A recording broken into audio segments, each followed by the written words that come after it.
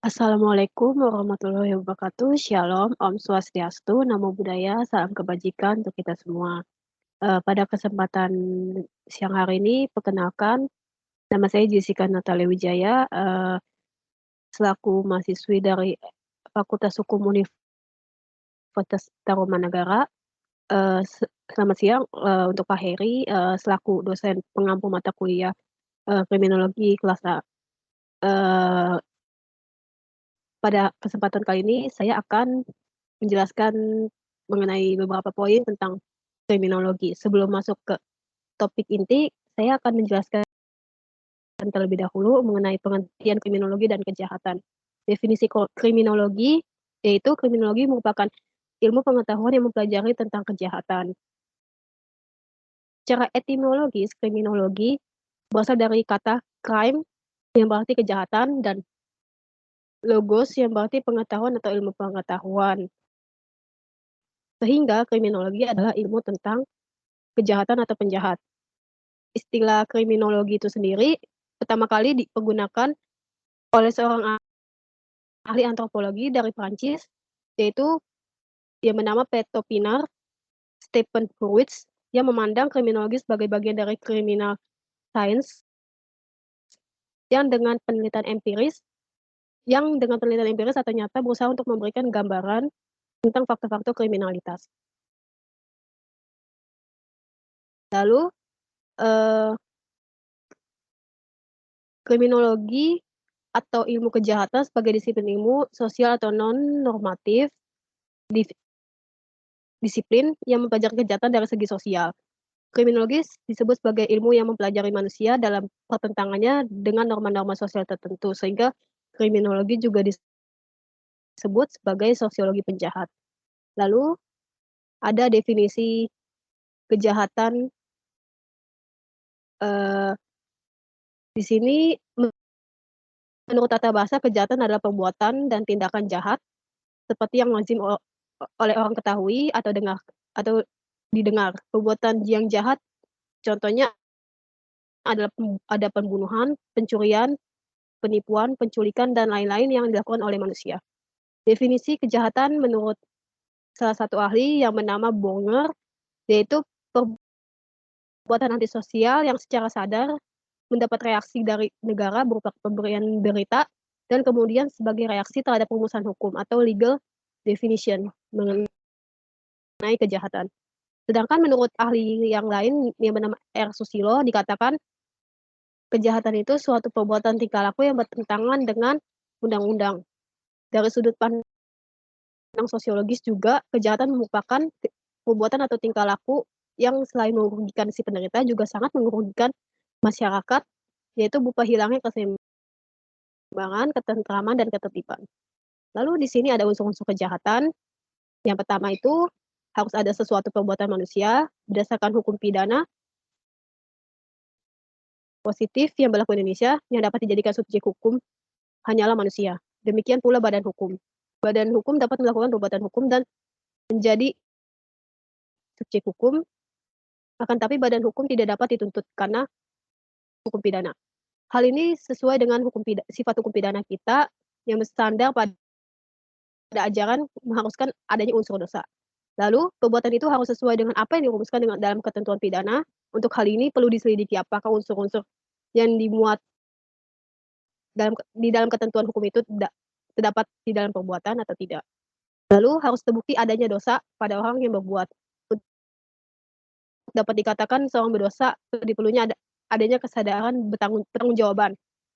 Adanya hubungan pengaruh dari keadaan jiwa orang atas perbuatannya. Kehampaan alasan yang dapat melepaskan diri dari pertanggungjawaban. Perbuatan itu harus berlawanan dengan hukum. Secara formal, perbuatan yang telah itu berlawanan dengan perintah undang-undang. Itulah perbuatan melawan hukum. Lalu terhadap perbuatan itu harus ada tersedia ancaman hukuman. Di dalam undang-undang tidak boleh suatu perbuatan dipidana kalau pidananya tersebut belum diatur oleh undang-undang sesuai dengan pasal 1 ayat 1 KUHP, yaitu tentang asas legalitas. Lalu bentuk-bentuk kejahatan di sini ada beberapa kategori. Yang pertama, cara melakukan kejahatan. Misalnya dengan cara dilihat oleh si korban, seperti menikam dengan alat tajam atau menembak, dan dengan cara yang tidak dapat dilihat si korban, seperti meniru atau memasukkan, dengan cara memakai alat-alat khusus tertentu seperti racun atau kunci palsu. Terus yang kedua, luasnya pelakuan kejahatan. Misal, apa yang menjadi objek kejahatan, di tempat mana dan di waktu mana kejahatan itu sering terjadi. Lalu frekuensi, waktunya itu kapan dilakukan kejahatan itu. Misal jumlah kejahatan yang bentuk-bentuknya sama dalam suatu jangka waktu tertentu. Lalu di sini ada seorang tokoh namanya Lambuso memberikan sebuah teori tentang bentuk-bentuk penjahat, yaitu antara lain penjahat bawaan lahir atau born criminal, terus penjahat yang kurang beres ingatan, pikiran, penjahat gila atau idiot, imbecile, debil, lugetrio, epilepsi, penjahat peminum alkohol atau minuman keras. Lalu ada penjahat dalam kesempatan, ada kalanya karena terdesak dan ada kalanya karena kebiasaan. Contoh misalnya penjahat itu untuk memenuhi kebutuhan hidupnya dia terpaksa mencuri di supermarket dan akhirnya ketahuan dan penjahat itu dilaporkan ke polisi seperti itu. Lalu ada penjahat karena hawa nafsu yang sifatnya bernafsu melaksanakan kemauannya secara bebas dan seenaknya saja. Misalnya bisa dilihat seperti korupsi yang walaupun sudah mendapatkan gaji yang dapat dikatakan lumayan besar, tapi seperti kita tahu manusia tuh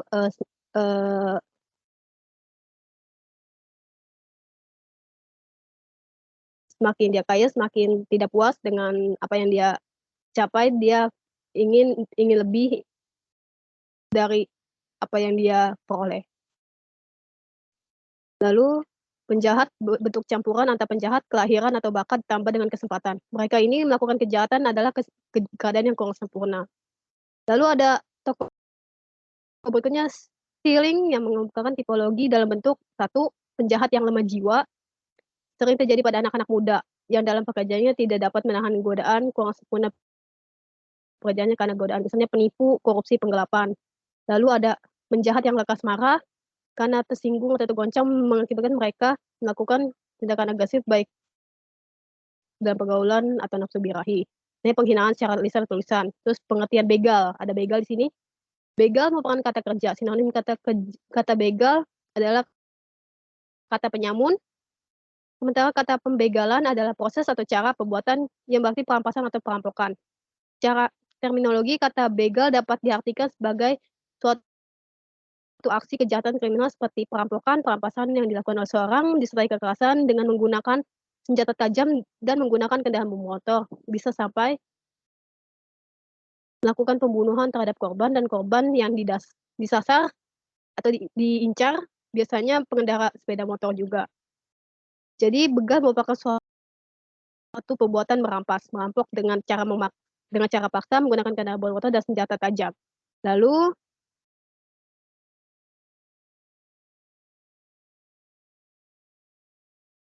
pendekatan kriminologi di sini ada 3 pendekatan. Yang pertama ada deskriptif. Yang dimaksud pendekatan deskriptif adalah suatu pendekatan dengan cara melakukan observasi dan pengumpulan data yang berkaitan dengan fakta-fakta kejahatan dan pelaku kejahatan, seperti bentuk tingkah laku kriminal, bagaimana kejahatan dilakukan, frekuensi kejahatan pada waktu